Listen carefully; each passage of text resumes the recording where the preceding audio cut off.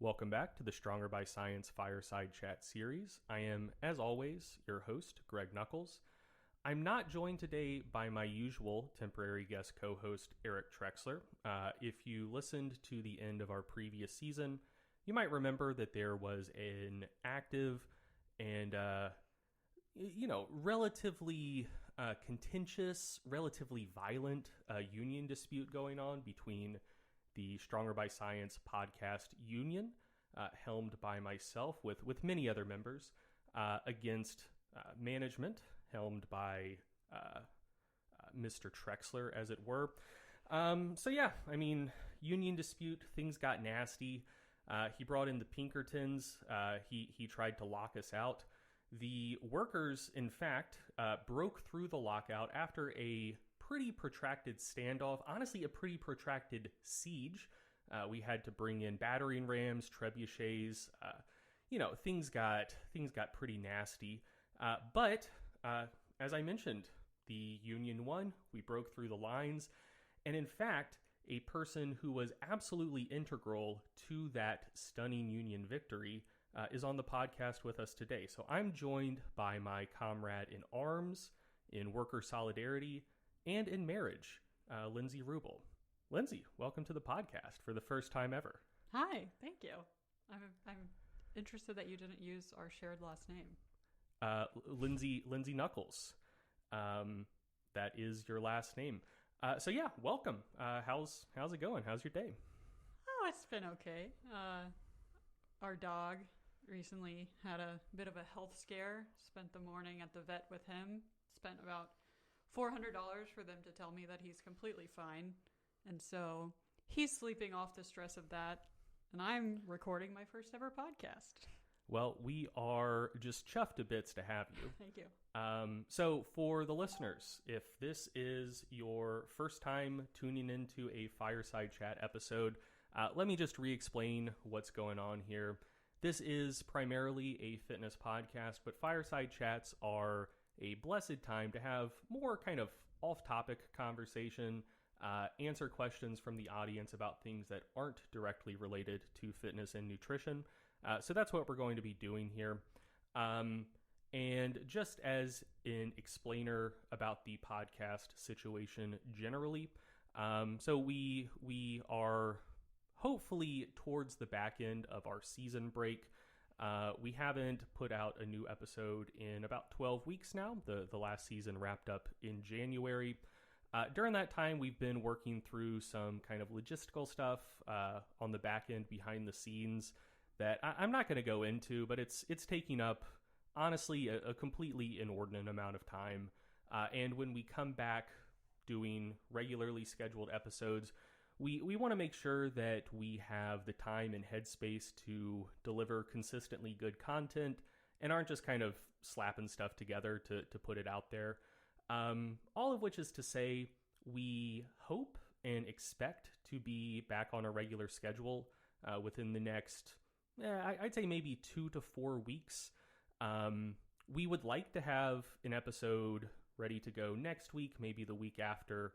But yeah, the stuff I alluded to, don't want to go into details, but it's just kind of a question to see how long that stretches out. And so, yeah, we hope to be back to regular episodes on a consistent schedule within the next month. And when that happens, you will be the first to know. So, Lindsay, you wanna get into the Fireside Chat questions? Yeah, let's do it. All right. Do you want to lead us off, or would you like me to? Yeah, I mean, our most upvoted question on Reddit, the people want to know, Greg, what are your thoughts on raccoons? I have many thoughts on raccoons. So this question was asked by Placid Vlad, who I would say probably 2 or 3 times per week sends me very cute raccoon videos on Instagram, DMs them to me. And I gotta say, raccoons are tremendous creatures. They're so cute. The way they grab stuff, I think, is very adorable.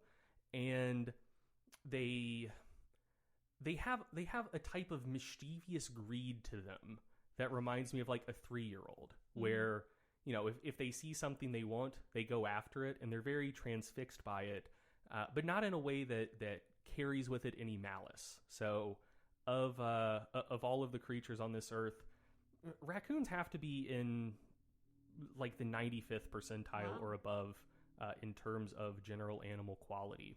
What do you think, Linz? I also really love raccoons.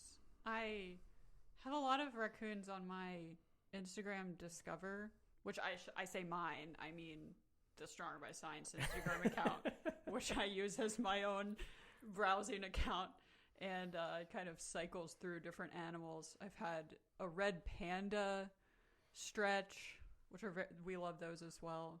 Absolutely. Raccoons. It's usually just dogs, which are wonderful, but it's interesting. Sometimes it'll switch up and I'll just get all raccoon content for a while. But they're very cute. I love when they're very chubby. Yeah, fat raccoons are great. Have you seen that video of the one that puts some cotton candy in the water? Yes. And then it's very sad when it dissolves. He's so confused. Yeah. He's so confused. You know what? If you have that handy, could you link that in the show notes for the listeners? Yeah, I'll find that one, yeah. Sweet. And also, something you mentioned in that question, that you, in fact, have access to the Stronger by Science Instagram account, reminded me, I did a very poor job introducing you thus far. That's okay. Within the lore of this podcast. I'm a mysterious person. The only thing the audience knows is that we're married, and that you also take the side of the workers in union disputes. Of course. But yeah, do you want to introduce yourself? Share as much or as little, as much or as few personal details as you want. But what's your relationship to Stronger by Science? Yeah, I mean, I am a co-founder of Stronger by Science alongside you. We've been doing this together since the beginning. I was the one who told Greg to start a blog in college because he was talking to me about lifting constantly. And while I enjoyed those conversations, because that's when I started lifting as well, I was like, maybe you should find some other people who love to talk about this with you, because you want to talk about it 24/7. So yeah, GregNuckols.com was my idea.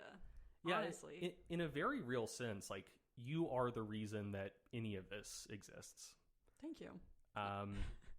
And beyond that, what is your role in the business? Yeah. So whenever we started Stronger by Science, I just kind of tried to fill in all of the gaps that you weren't filling in. Of which there were many. Yeah.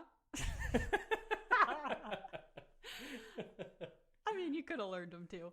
But so what it ended up being is, like, I do a lot of the management of the website and have done most of the marketing for the business. So just most of, like, the behind the scenes stuff. Our goal was for you to be the content person and for me to kind of be the business and behind the scenes person. Yeah. So I've done that now since the beginning. And for the last 7 years, I've also worked with James Clear doing similar stuff, marketing and kind of like behind the scenes management stuff. And I don't know. That's about it, I guess. Yeah, I think that's plenty. And if people want more information about you, they can not have it. Yeah, they can die mad. Yeah, I think that's the company line here. So yeah, let's keep moving along with these questions.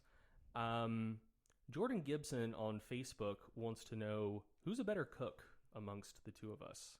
And I think he also requested that we have a lasagna cook-off if there is any disagreement about the answer to this question. There's no disagreement about the answer to this question. Greg is definitely the better cook. I can follow a recipe, but that's not exactly impressive. Like, that's like basic reading comprehension and following directions. And I'm proud to say I can do that.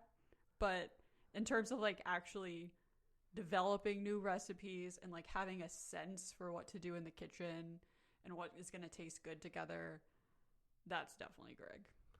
I will say that you are definitely still an above average cook. Thank you. I think you sometimes judge yourself too harshly in the kitchen department. I mean, in all departments, honestly. Yes, that is true. But yeah, I think we both agree that I'm the better cook in the relationship. Which I'm very happy with. Like, I love to eat more than I love to cook. So this is working out great for me. You know, and honestly, on the flip side, I don't think this podcast is working out great for me so far. I forgot to invite you to introduce yourself. And the first question I selected was inviting you to say, oh, guess what? You're a better cook than I am. Honestly, not off to the best start, but I think we can turn it around. And so please bail me out here by selecting a new question so we can pivot as quickly as possible. Okay, here's one where you can really shine. So Clarion Works on Reddit asks us what our favorite things are about each other. Yeah. Oh man. So yeah, I can lead off. So I mean there's a very long list. And it's hard to narrow it down, but I'm happy to review that list later if you have it handy. Oh yeah, for sure. I'll send that over to you. But yeah, I mean, so we've been together since 2009, right? So that's like going on 14 years. Yep. So I think at this point, I don't know if these would necessarily be my favorite things about you, but the things that I kind of like file as the most important things about you that I like, which have been crucial for maintaining a good relationship for this long. One, I think we communicate really well. Two, and like this is going to sound flippant, but I think it's absolutely critical. You're just a fun hang. Like, I enjoy spending time with you, with really no upper time cap on that.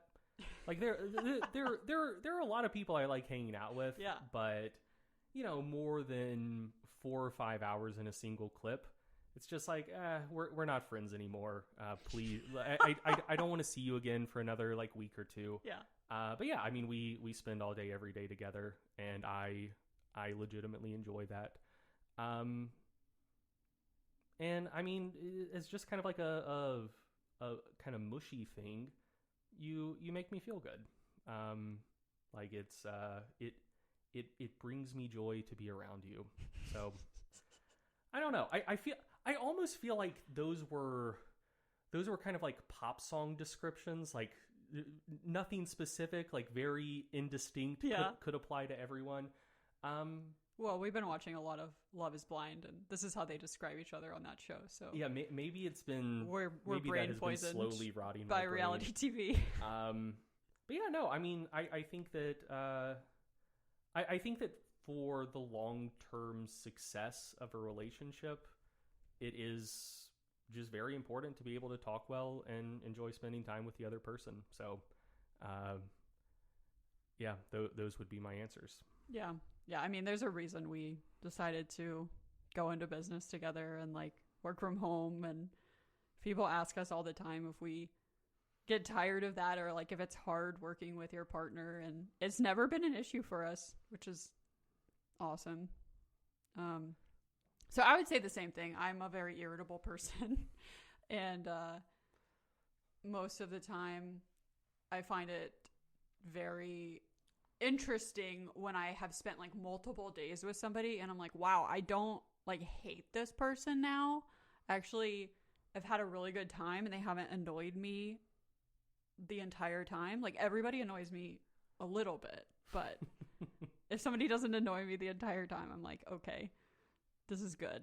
And there's a very small list of people like that, and you are definitely at the top of it.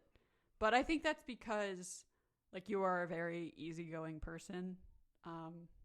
You're easy to get along with, and you're very kind. You're the kindest person I know. You're very good to other people and like think of other people before yourself. All right, so I'm getting pretty uncomfortable Well, now. I just had to be uncomfortable too. Yeah, but what you need to understand is I'm the host, and so when I say it's time to move along, no, I'm just you can keep going. I can just keep just kind of shrinking. Yeah, just feeling like there's just worms wriggling around my body, wishing I was. I mean, I don't want to make you feel like that because I do like you. Well, so can we move on? Oh, the last thing I'll say is just this is fine. The last thing I'll say is you're very funny. That was the thing that I originally really enjoyed about being around you. Is you always make me laugh. Well, I certainly appreciate that, and the feeling's mutual. Great. You are also very funny. Yeah, I think this has been so uncomfortable. Yeah. Okay. So embarrassing. So yeah. We'll make a note of that. We can never talk about our feelings again. Yeah. The next. So okay. Within the lore of this podcast, we do share a name, which is difficult to get around. Yeah, but we not according to you at the beginning of this podcast. Yeah, you forgot that we've been married for 10 years, and that I have a different last name now. I think we can probably be married in real life, but like maybe cousins for the purpose that of is podcast not. lore. It can't be cousins. Oh, okay. Just friends. We can workshop buddies. it. We can just be buddies. Okay. All right. Yeah, so switching gears, in your answer, or in your kind of back and forth about my answer, you mentioned we'd been watching Love is Blind, yeah. Which great segue into a question we were asked by Promotionworth 2605 on Reddit and Katie Hunzinger on Facebook. What are some of our guilty pleasures? What are some of your guilty pleasures? Well, first of all, I don't believe in guilty pleasures. Like, unless you're doing something illegal, you shouldn't be guilty about it. You shouldn't feel guilty about it. Like, it's fine. I agree wholeheartedly. And so we've been really into reality TV recently. We're in our reality TV era. And that started with Love is Blind season 3 like 6 months ago or something. And since then, we've also watched, what was that other Hulu dating show? About like... Back in the Groove or something? Yeah. About like older women trying to get back in the groove by dating like 20-year-old men. It was a terrible show. Yeah, it was trash. Like it was so clearly and obviously scripted. Yes. And they weren't great actors. But it was still fun schlock. Yeah. But Love is Blind reigns supreme in terms of dating reality shows, just because it is so earnest. All the music choices that they have, the way that they talk about each other, they're just all taking it so seriously, and it's just very fun to watch. So we've done that, and then after we watched The White Lotus, we were on our little Mike White kick. So then we watched Mike White's season of Survivor, David versus Goliath. And that was the first time either of us had watched Survivor since it was popular when we were kids. Mm-hmm. And we had a really good time with that. And we also started watching another season of Survivor, Winners at War, but we didn't finish that one. We liked the David and Goliath one better. But if people have recommendations for seasons of Survivor, we are taking those. It's very overwhelming trying to figure out which one to watch because there are 40 seasons at this point. Yes. And then we watched The Amazing Race season with Mike White. And then we watched the new season of Love is Blind. Which was also not good. No, The Amazing Race was not good. Also just like racist at sometimes. Yeah, very racist. I don't understand. Like, so the thing for me is like even media that I don't personally like, I can generally still understand and like kind of get what other people like about it. Yeah. And yeah, I'm like Amazing Race is huge. It's a cultural juggernaut. It's been on forever. A lot of people still watch it. I just fully don't understand what people like about that show. It seems like it's too frenetic and there's too little focus on the individuals for you to like form the sort of connection with teams that you do with contestants on Survivor, Yeah. for instance. And there's just like so much going on in each episode that you don't like you always feel kind of unmoored. Like you don't have a great idea of where every team is. Right. If one of them takes a long time on a challenge, you don't really know what held them up. And it's just like a very capricious game as well. Like in the season we watched, there were multiple instances of people making what should have been like objectively correct travel decisions, and then just like a flight randomly gets delayed, or like a train ride gets canceled or something. Yeah. And so then they just lose. Yeah. Which, yeah. You don't like stuff like that. I don't get it. I don't get Amazing Race, but that's fine. That's fine. Yeah.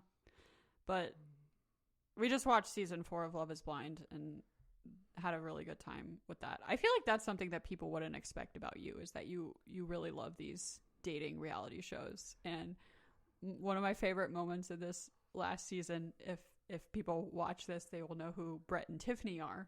They were our favorite couple. And at one point, Greg remarked, if Brett and Tiffany don't make it, love is dead. Yes. I did say that, and I stand by that. Yes. Yeah, no, I like pure trash, honestly. I have, I think, a fairly like intellectually demanding job. Yeah. And generally my brain is just toast by the end of a workday. And I don't want to spend my wind down time engaging with media that makes me think about it even more. Yeah. Anybody who says they want to do that is lying to themselves. I don't know if that's the case. That's my hot take. Yeah, I don't know. I want something that will facilitate my brain turning off. Yeah. And there are a few things better than reality TV for that purpose. Yeah.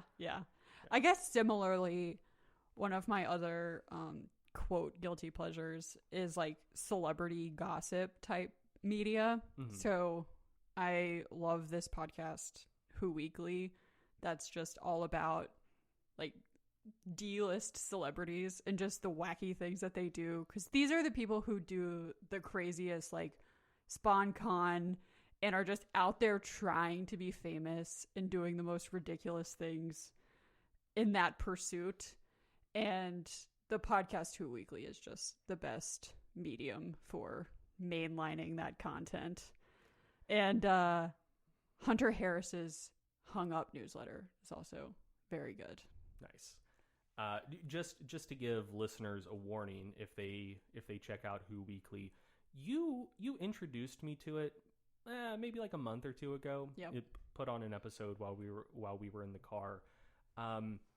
I think that it might be intimidating to new listeners. Yes, definitely. Like I probably, so listeners of this podcast think that it can be confusing due to how many inside jokes there are. Uh-huh. My God. Like I had to stop the episode probably every 5 minutes because they would make a reference to something that was clearly meant to be a joke. The other host would laugh, and I'd just have to pause it and be like, what the fuck's going on here?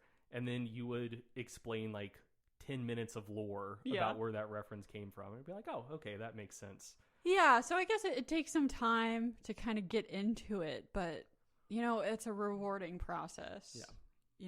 You listen to 30 episodes and you start to get an idea of all of the jokes, and then you feel like you're part of something bigger than yourself. Yes. Yeah. I mean, in the 1400s, we had the Universal Catholic Church, and now we have D-list celebrity podcasts. Yes. And it's the same. Yeah, I mean, at the end of the day, people do just want to feel like they're a part of something bigger than themselves. And they love to gossip. Absolutely. Yep. Well, okay, there was another question here from Reddit by Games and Barbells asking what our favorite non-fitness related podcasts are. Mm-hmm. You've already given one, and I suspect on your list of favorite podcasts, there probably aren't that many fitness podcasts showing up in the first place. 0. Are there any other podcasts that you like and would recommend? I think that we have a lot of overlap. Mm-hmm. We both really like, you're wrong about, Mm-hmm. and maintenance phase, and some political podcasts that I'm not sure if I should mention the name. I mean, why not? Who cares? True and on. Yeah, absolutely. Dude, when they're on, that is one of the funniest It's podcasts. hilarious, yeah. Also, I told you this, but there was, so for the listeners, there's, I don't know if something similar exists in other countries, but in the US there's this like media bias chart that goes around for like news organizations where like the top to bottom axis is like more credible to less credible, and then the left right axis is like more left leaning like political content, or more right leaning. So the people that put out like the original media bias chart also made one for podcasts. Oh my god. And like there weren't that many like objectionable things in it, but they did put TrueAnon on there, and they had it on the left right axis, like near the line that said like leans left. Mm-hmm. And like Brace is a Maoist. Yes. Like I don't think that's like center left. But yeah. Very funny podcast. One that you don't necessarily want to take everything they say to heart. Yeah. But entertaining. And they make some good points, you know? Absolutely. So I have answered I think this exact question on the podcast before. And I think when I answered it previously, I said my favorite non-fitness related podcast was Knowledge Fight, which is a podcast where people are kind of like breaking down what Alex Jones is up to and getting into these days. A deranged concept for a podcast. It is. It's still very entertaining. It has lost its top spot for me, though. Mm-hmm. Not because the hosts, Dan and Jordan, aren't still doing great work. They are. But Alex Jones himself has just gotten less interesting over time. Like he's been stuck on the same handful of narratives. It's still like just anti-vax stuff. The election was stolen from Trump. Like he's still on that like 3 years later. And honestly, it just seems like his heart isn't in it anymore, because he's probably good. No, I mean, it's a good thing for society. But yeah, he's currently in the process of getting just absolutely destroyed in lawsuits. And so I think his attention is divided. So yeah, like I think like Alex Jones has gotten objectively less interesting in the last couple of years. So, you know, you can only polish a turd but so much. And I think Dan and Jordan are doing a very admirable job of that still, but just since the raw materials they're working with have degraded, I think it has lost its top spot. And so I think probably my favorite non-fitness related podcast these days is 5 to 4, which is a Supreme Court podcast. It is also, it's way more entertaining than you would think it would be. Like you would think a legal podcast would just be incredibly boring. Mm-hmm. But it's very engaging and very funny. Would strongly recommend. And the person asking this question, they spelled favorite with a U.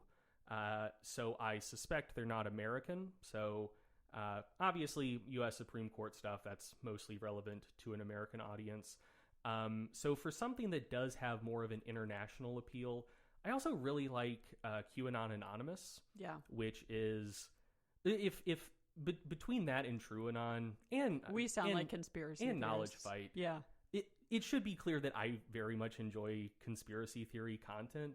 I myself don't buy much, if any, of it. Yeah. But I think just that style of content is very interesting. I think it's I think it's neat to understand the sorts of things people believe that are kind of on the fringes, right? And understanding like what leads them to find those things that seem ridiculous on their face, like what leads them to find it plausible instead of ridiculous. Yeah. So yeah, those would be my recommendations. Yeah. And you're a great encyclopedia for conspiracy theories at this point now, too. You always know about the hot conspiracy theories before I do. You're extremely online. In this one particular niche, absolutely. A subject matter expert. Yes. All right. Do you have another question you want to toss out here? Ooh.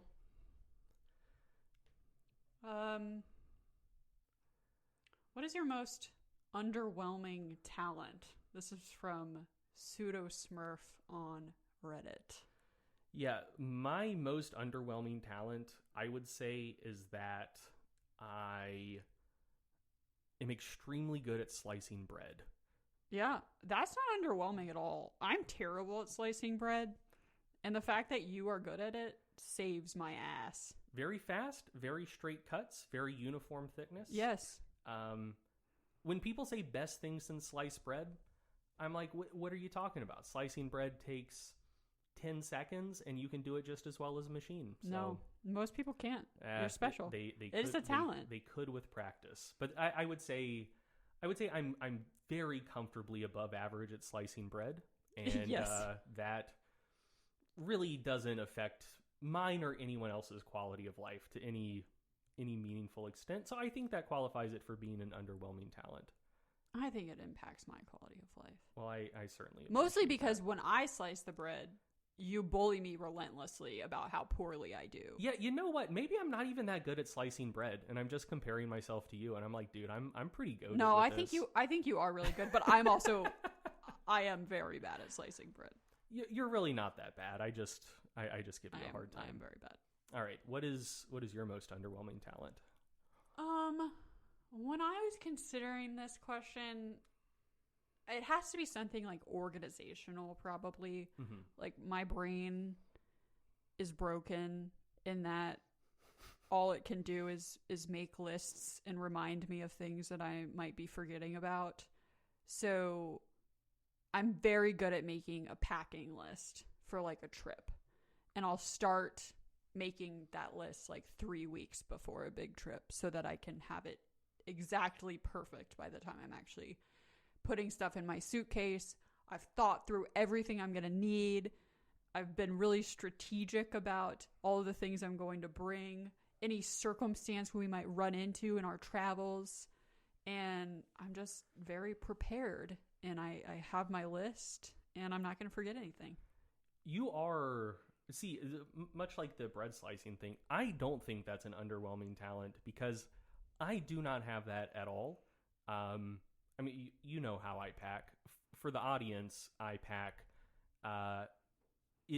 That's one of the things I do in the process of walking out the door for a trip. Right. Which is just grab a handful of shirts from the top of, I was going to say the top of my dresser. No. I don't keep my clothes in a dresser. I keep them in a laundry basket because I wear a very small selection of shirts. Mm-hmm. I have 3 identical pairs of shorts. I have several identical pairs of socks and underwear. And that's, so the shirt is the only thing that changes day to day. And my packing for clothes is just grab a handful of each. Grab my like contact case and solution. And put them in there loose? Yeah. Put them in there loose. You just put it in there loose? Yeah, who cares? It's fine. No smaller bags within a larger bag? No, because the material of the smaller bag would just take up more space in the larger bag. Yeah, but then you just got shit rattling around in there. Yeah, but it's fine. It always makes it to where it needs to go. Anyway, it is chaotic. It is chaotic. That's I enjoy the chaos. Fair enough. Anyway, so dear listener, you get the point. I just kind of grab all of my shit last minute, throw it in, to the point where like going on like a beach trip, I've forgotten to like pack swim trunks before because like those are in my closet and like I don't go in my closet as part of the packing process. Going overseas one time, I just like didn't even think to grab like a plug converter. Thankfully, you remembered and grabbed all of them. Yeah, I basically have to be good at packing lists so I can remember everything you're going to forget. Yes. So, Yeah, I mean, you think your packing is underwhelming. I think my bread slicing is underwhelming, but that's why we work so well together. Great pair. We do both have talents that cover for the other one. Yes. All right. Here's a question specifically for you. An opportunity to brag on yourself and flex a little bit. I will certainly not do that. Well, you have to. That's what we're doing. Stonks 1980 asks, how long did Lindsay work with James Clear before his book went apeshit? Greg, what % of the book's success is directly related to your wife's awesomeness? So actually it doesn't sound like I have to brag. It sounds like you have to brag for me, because my question is extremely straightforward. Shit. I played myself. I started working with James in 2016, summer of 2016, and Atomic Habits came out fall of 2018. So a little over 2 years. And most of those 2 years were spent preparing for that book to launch. And then, I mean, most of my job since then has been related to that book and trying to continue its success. But, I mean, it wasn't, I don't know, I guess it didn't go apeshit right away when it came out. Anything like that is going to take a while to build, and like any product that kind of goes viral like that, you need just really good word of mouth and a really great product. And I was happy to be able to like help get it into as many hands as possible. But, you know, it was the content of the book being so amazing that made people tell their friends and family about it, and like got it to sell so many copies. Yeah, I mean, that makes sense. The one thing that I would add is that Atomic Habits has sold over 10 million copies now, right? Yeah. How many books does James have that you weren't involved in selling that also sold over 10 million books? He doesn't have any other books. The answer is none. Okay. Okay, so yeah, I can just edit this out. I'm not actually going to edit it out. Okay. How many? So Lynn, just a quick follow-up question on that. Yeah. How many other books does James have that you weren't involved in the marketing process that sold over 10 million copies? None. Interesting. So yeah, it's hard to put a percentage of how much of the book's success was directly related to your awesomeness, but I mean, I think we can all kind of surmise a general range from that answer. Okay. All right. You're up. Which question do you want us to tackle next? Well, somebody did ask if we wanted to do some more trolley problem discussions. Do you want to do some more trolley problem discussions? I mean, if you want to hit me with a couple, you know, we talk about this on our own time fairly frequently, I would say. So I've thought through most of this. Okay. Very, very confident. Let's see how long that lasts. I mean, it's confident because you're not actually in the situation. Yeah, that's true. Yeah. All right. So yeah, let's just start with the basic one, just for anyone in the audience who is unaware of trolley problems to get them up to speed. So there's a trolley going down the tracks. You are standing in front of a lever. If you pull the lever, it will divert the trolley from one set of tracks to another set of tracks. The set of tracks the trolley is currently on has 5 people tied to the tracks. If you don't pull the lever, the trolley will divert. Or if you don't pull the lever, the trolley will keep going straight and run over and kill those 5 people. If you pull the lever, it will divert it to another track on which one person is tied. So do you pull the lever and kill the one person to save the 5, or do you draw a categorical distinction between acts of omission and acts of commission? Mm-hmm. So which way do you go? I mean, I think that we have similar utilitarian philosophies, and so I would say that I would pull the lever, but I also know if I was actually in that situation, like, I probably wouldn't. Yeah, I disagree with the last part, but agree with the sentiment. I pull the lever as well. All my homies pull the lever. Wow. So, okay, the point of follow-up trolley problem questions is to kind of probe the extent of one's utilitarianism. So just kind of like one of the classic follow-ups is, what if the 5 people on the track the trolley is currently on are just kind of like normal everyday people, and the person on the other track is some sort of like world-defining genius who, has already done a bunch of great stuff, and if they stay alive, who knows how much more great stuff they'll do. Maybe a lot, maybe none. Hard to say. In that case, do you pull the lever? I feel like that's like eugenics adjacent. It certainly is. And so I think my answer remains the same. Mine does as well. But yeah, that often leads people to say, I don't know if I pull the lever on that one. Okay.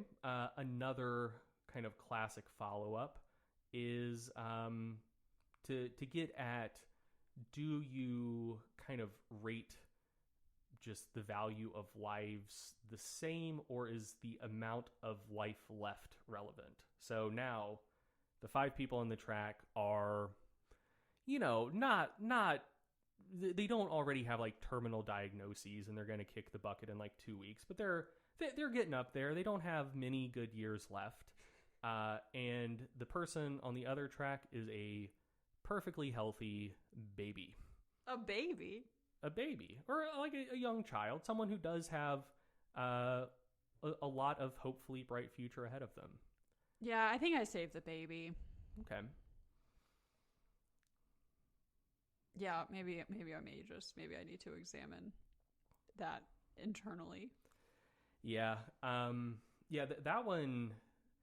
This is probably the one that's tough for me as well, for a similar reason. I mean, I don't necessarily know that I would value 1 year of the life of someone in their 80s more than I'd value like 1 year of life for someone who's like 7. Right. But if we're talking about like maybe 30 cumulative years left on one track versus 70 on the other, yeah. That's tough, because there's more years on one side, but there's more people on the other. Yeah. And I honestly wouldn't feel comfortable either way. Like that one. I mean, I hope you wouldn't feel comfortable at any point in a trolley problem. Oh, the OG version of the problem, pull the lever, no fucking question. Yeah. Sleep like a baby. Yeah. Hopefully better than saving the baby. Yeah, hopefully better than the baby in the last trolley right. That problem. baby is traumatized. Absolutely. Yeah, that's, you know what? Maybe you pull the lever. Yeah, because it's gonna deal with that trauma for the rest of its life. After being tied to the tracks, that's and the old person, they might be traumatized too, but they don't have that much life left. And they probably have past trauma. It's like just adding on to the trauma. It's probably nothing compared to what they saw in NAMM. So true. Honestly. Yeah. Okay. Let's see. So, yeah, here's a version that kind of gets at how selfish you are. Oh, great. And might present a significant roadblock, not just for this episode, but for our relationship. Oh, wow. All right. I mean, people on a track are a roadblock for a trolley as well. All right. 5 randos tied to one track. Sure. I'm tied to the other. Do you pull the lever? I'm saving you. Yes, definitely. That is so sweet. If I'm in that situation... You're not saving me? No, I absolutely pull the lever. Okay. If I'm the one on the track, to be clear. You're pulling the lever to kill yourself? Yeah. Okay. Yeah. Well, yeah. I mean, what if I'm on the track? Yeah. I mean, it's, sorry, not sorry to the other schlubs, but right. Yeah. Yeah. You're getting out of it. Loyalty is a thing. Yeah. Yeah. Although, geez Louise, just knowing you, the amount of like survivor guilt you would have after that. Well, you too. I think your survivor guilt would be worse. I mean, I was just talking about how you're the kindest person. Like, I think I would have some survivor guilt, but you're a nicer person than I am. Yeah, okay, does this change anything? Now there's input from the peanut gallery. I'm still tied to the track. Oh my God. But those 5 people are saying, Linz, pull the lever. And I'm on the other side saying, Linz, pull the fucking lever. Come on. Does that affect anything? I think I would just get too overwhelmed and I wouldn't be able to do anything. That is exactly what would happen. I get too stressed out and I would just be like, no, I'm walking away. Yeah, that's I think that's a very honest and self-aware answer. Okay, do you think that's enough? Do we want to? I think that's enough. Okay, cool. Yeah, I think that was good. And if people want more trolley problems, like I said last time, follow the page Trolley Problem Memes on Facebook. They've got some hot fire on there. Did I pick that one or did you? Whose turn is it? I picked that one, but you were kind of leading the discussion. No, I can pick the next one. Okay. Sylvia on Facebook asks or says, would love to hear your experiences about. I would love to hear your experiences transitioning into a tech product person. Probably wasn't something you expected. What are your experiences on that front? I mean, it's been really exciting. Neither of us have ever worked on a product like this, so leading up to the launch of Macro Factor, our app, we were both, wondering, is everything that we've learned about how we sell products, about how we interact with customers, is it all going to be different with an app? Or, are there things that are pretty transferable? And I think we found that there are more things that are the same than different, but it is certainly a different experience, like running a business like this. There's just way more shit that can go wrong, and it does go wrong, as we have found out. But it's exciting to have a product that's constantly getting better. And I mean, that's on the part of our developers, Corey and Rebecca, who are amazing. Yeah, compared to, say, like an ebook. Right. You put it out, you do as good of work as you can, but like when you put it out, it is what it is. Yeah. And you can update it, but that's going to be like a multi-year process probably. Whereas like with an app, like we are releasing new updates, new features multiple times per year. Mm-hmm. And so the product is constantly evolving. You constantly have new things to talk about. On my side, doing the marketing, like we're constantly kind of reassessing our strategy and how we talk about the product and figuring out what people find the most interesting about the product. So it's just a lot more dynamic. Mm-hmm. And that has been really exciting and fun and also very, very stressful. Yeah. On my side, honestly, the changes have been more a matter of degree rather than a matter of kind.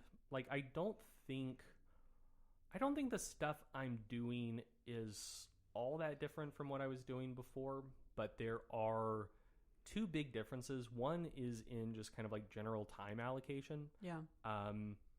So this is, and I don't necessarily think this is specific to the fact that it's a tech product. I think it's relevant to the fact that like this is just a like already a like bigger business than what we had before. Yeah. Bigger than anything we've ever done. Yes. And so there has just been a lot more kind of like logistical administrative tasks and work than before, which is, that's not necessarily my favorite thing to do. Yeah. I definitely prefer the content side of things to the kind of like back end business side of things. So there has been a change in kind of like time allocation where there is just more of that stuff to do now. And on the content side, there has definitely been a shift as well, where I'm still making a lot of content, but previously, I could generally work with the assumption that the content I was making was for kind of a core audience that has already consumed a lot of my content and knows where I'm at on things, and also is just kind of like nerdy people. Like, Yeah. I don't, the median fitness content consumer isn't a Stronger by Science reader. Right. Like if you find yourself consistently consuming our content, yeah, the type of stuff you're into is different than the median fitness content consumer. But so, you know, for like website articles, I'd be like, hey, you know, I'm writing to nerds, so like I can just leave some things not explicitly stated. Like there will be kind of a shared set of assumptions and understandings that people bring to content. And you know, I can refer more heavily to like things I've written previously that I know a pretty good chunk of people will have read. And with Macro Factor, like I am making a lot of content for it, but it's our first product that has like seriously broke containment. Yeah. Where most of the people using the app aren't people who are from kind of the core Stronger by Science audience.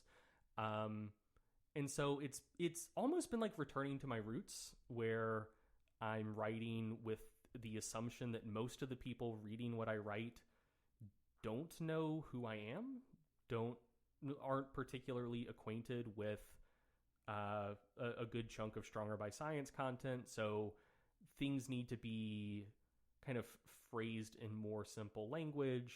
A lot of things that I could have just left as kind of like unstated assumptions and background information do have to be explicitly laid out.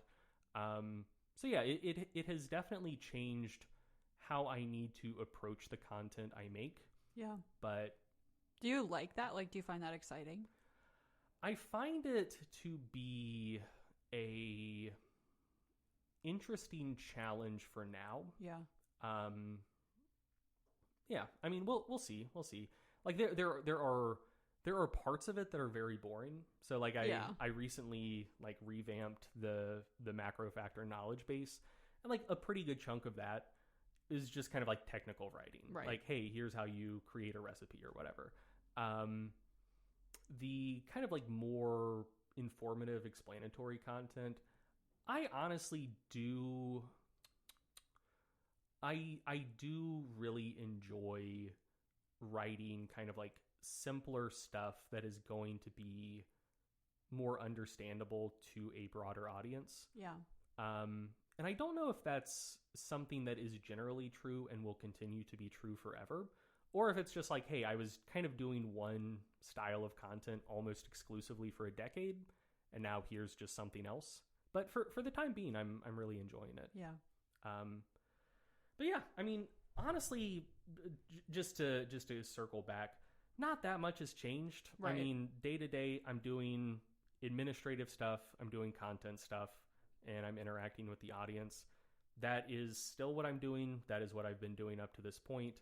But the type of content has changed, and the kind of balance of content tasks to administrative tasks has shifted as well. But yeah, it hasn't been like a huge difference. Yeah, I think it makes a difference that like it did start as kind of a small a small company kind of thing, you know. Like we were bootstrapping this. We didn't get venture capital funding or anything like that. Like we treated it like a regular product that we would have launched, instead of it being like a completely different animal. And we started with, you know, just launching to the Stronger by Science audience, and then have kind of expanded out from there, and are just now kind of getting into the place where we're having to figure out like, okay, what does this actually look like to grow huge, way beyond the people that we're used to talking to. Yeah, it's been it's definitely been an adjustment, but I'd say overall it's been very fun. Oh, definitely. All right. We have one more kind of normal question, and then we have one pre-selected that we were going to end with. Yes. So the final one from Facebook is, what is your favorite exercise scene in a movie or TV show? Mine is definitely the scene in Mulan where the Make a Man Out of You song and the training montage. I mean, I don't really have that much to say about it other than it's very cool and the song is a banger. And when my sisters and I would watch that growing up, we'd get all fired up and like pretend to be doing karate and shit on each other. And anything that like really fires up a kid is good. Oh, absolutely. That song is one of the biggest bops in the Disney canon for sure. It's also a great karaoke song, by the way. Do you want to do it right now? No. Okay. Figured it didn't hurt to ask. Mine, you gave me shit about this before we started recording. It is probably the most cliched answer to this question. Yes. But it's the training montage in Rocky IV. It's a classic favorite training montage in cinema for a reason. It's great. The song is excellent. Hearts on Fire really gets me going. No, I mean it's like what the Mulan song did to me. It's like it makes you want to get up and start punching things. Yeah, it's a great 80s jam. The training montage itself is sick. Just so many cool shots. Him running up that hill. No, Stairs. that's Kate Bush. Yeah, that's a different media franchise. But no, that would have been a great song for that scene, though. When he's like running along the mountain crest. Oh, okay. So cool I have shot. never actually seen that movie. All I know is that he runs up those stairs in Philadelphia. That is Rocky 1. Oh my God. Yeah. So I'm not even thinking of the right thing. Yeah. So I think every Rocky movie has a training montage. That makes sense. Yeah. And the two most iconic shots are him like running up the stairs in Philadelphia in Rocky 1. And just the entire Rocky IV training montage. Mm-hmm. But yeah, so running along the kind of snow-capped mountain range, very cool. Yeah, Lord of the Rings vibes. Yeah, he's doing some resistance training with just like a just detached trailer that I think he loads up with wood. That's also very cool. He's kind of like training in a barn. And so he's doing like fully upside down sit-ups, which I thought were just incredible at the time. I also Did you try to do it? Yeah. Did it work? Yeah, it's not as hard as it looks like. Oh, it would okay. Be. But it looks very cool for the camera. Yeah. And then if memory serves, Rocky IV is also the training montage where he does like really strict dragon flags. Oh my gosh, yeah. Those are very impressive. Yeah, very cool. So, yeah, it's got to be the training montage in Rocky IV. Also, in honorable mention in the Rocky franchise, which goes under discussed, is so like everyone knows Rocky 1 through 4 are excellent movies. Rocky 5, not so much. It kind of seemed like it killed the franchise.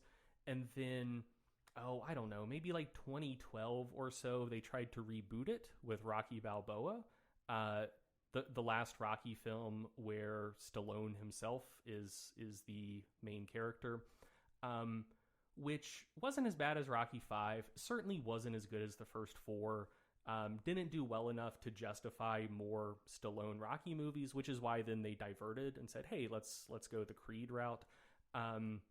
So yeah, the Rocky Balboa is a relatively forgettable film for the most part, but it also has a great training montage. And I think I say that as a powerlifter because kind of the whole thing of that training montage is Rocky Balboa himself is older, so he doesn't have the endurance he once did. He's not as fast as he once was. Mm-hmm. By every conceivable metric, the fight that he's about to go into, he should get his ass kicked because he's fighting a young, hungry, skilled heavyweight boxer that should just wipe the floor with him. And so his whole strategy going into the fight is, well, at least I have the puncher's chance. Like, if I can throw just nasty enough punches, he can be a better boxer. He can have better lungs than me. He can move around better than me. But as long as I have that one punch power, I just need to clip him with one just right, and I can win. Which... That is very powerlifting adjacent. Yeah. It's, just like, but what do you squat? It's awesome. Yeah. So yeah, the whole training montage, I think the line that kicks it off is, you've got to throw hurtin' bombs. Oh, and then, my God. And then immediately it cuts to him, like, squatting 500 pounds and just, like, doing a bunch of heavy weight training. So yeah, I also really enjoy the training montage in Rocky Balboa. You know, maybe you've convinced me to watch these movies. Yeah. So I mean, honestly, no, like this is my recommendation to both you and the audience. Okay. I haven't seen the Creed films. I've heard they're good. Yeah. I do. Yeah, I want to watch those. We should watch the first 4 Rocky films. Okay. We can skip Rocky 5. Okay. It's not good. We can find the training montage from Rocky Balboa on YouTube. We don't need to watch that whole movie. Sounds good. But yeah, then we can go into the Creed films. I think that would be good. It's a plan. Sick. All right, our final question. Yeah, I can read this one out. Yeah, go for it. So this Reddit username is Hot Tomato Sauce 69. Nice. Hell yeah. And the question is, if you could have one animal as a sidekick that could communicate fluently with you and would help you with anything you ask, which animal would you pick? And then there's a parenthetical, they live as long as you do and share your level of intelligence. Yeah, so I wonder if the person who asked this question watched his Dark Materials. Yes, or that's immediately what came to mind for me too. or read those books. Yeah. Because yeah, this sounds like the demons in those stories. But yeah, I would probably go for an animal that could like fully exploit some sort of like movement option that I don't have access to, which God damn it, now I'm just making it sound like a video game. But yeah, I mean, like I can't fly, I can't hold my breath underwater for like a super long time, and I can't fit into tight spaces. I mean, there's a finite amount of space tightness that I can deal with. Yeah. I have a particular volume. You certainly do. So yeah, just right away, I either want something that flies, an aquatic creature, or something that's much smaller than me and can fit into really tight spaces. And I think I would probably go with some sort of relatively small bird. I was thinking maybe a bat, but they don't have great vision, and I think like for being able to go up in the air, like that would be good for just like getting the lay of the land. Right. And you know, like bats are small, they can go in tight spaces, but like a small bird could as well. How small? Because like aren't crows and ravens very smart? Like they can remember people's faces and stuff too. Well, this question presupposes that whatever we choose shares our level of intelligence. Yeah, I mean, if that stipulation wasn't there, like a raven would be pretty high up on the list, honestly. But I'd probably go with some sort of primate. Were that stipulation not there, right? But yeah, I'd probably go with a small bird, I think. Although, because I don't spend that much time around water or get into that many aquatic hijinks. But you could if you had an animal friend. I mean, I can't breathe underwater still, you know? Yeah, that's not going to happen for you. Yeah, so my number 2 would probably be an octopus, because they have the aquatic thing and the fitting into tight spaces thing. But yeah, I'd probably go with a small bird of some sort. How about you? So this might be a cheating answer, because I'm going to talk about something that's not real. So we recently played a Pokemon game in which one of your Pokemon that you get very early on in the game is basically an all-terrain vehicle. And the Pokemon you can ride it like a motorcycle. Mm-hmm. It can climb up cliffs. Mm-hmm. It can fly. And it turns into like a speedboat on the water. And it can jump really high. Yeah. So, yeah, that's what I'm choosing. All right. Sure. So let me hit you with an option here. Okay. it's not going to get you the flight, but I think it might be able to serve your needs for the other ones. And also relates to his dark materials. What about a polar bear? That was my first thought, Okay. honestly. Yeah. Like when I read this question, I immediately thought of his dark materials, and then I immediately thought of the really cool polar bear. Yeah. And yeah, just having like a war bear that's really smart and that you can communicate with. That would be dope. Awesome. Absolutely. I also think, I don't know. So this says like the animal would share your level of intelligence, but it doesn't say that it would have like the exact same type of intelligence. Right. Just the same general level. And so I wonder if it would make sense to choose an animal that would have like very specific insights that if you scaled up that type of animal's level of intelligence to like human level would be like super sick. So for instance, or like an ant that can like communicate with a whole host of other ants. Yeah. So I was thinking like ants or like bees or something. Yeah, bees, which might understand like complex social interaction on a level that like humans wouldn't have the same sort of innate feel for, or like a cat maybe, which just like like most animals, but like specifically felines just have like such a ridiculous innate kinesthetic sense. Yeah. Like they might kind of just understand the spatial world around us so much better than I would, that, you know, they're even if we had the same general level of intelligence, there would still be kind of like unique insights of that animal's type of intelligence that I wouldn't be able to come to on my own. You are allergic to cats, though. That could be an issue. Yeah, but several people asked just kind of like allergy related questions.